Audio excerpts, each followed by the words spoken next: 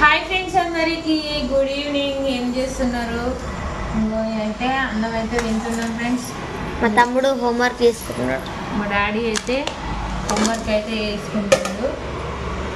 నేనే తినిపిస్తా వానికైతే.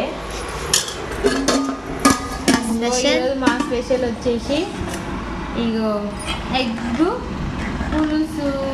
ఇంత బాగా నాకైతే చాలా ఇష్టం.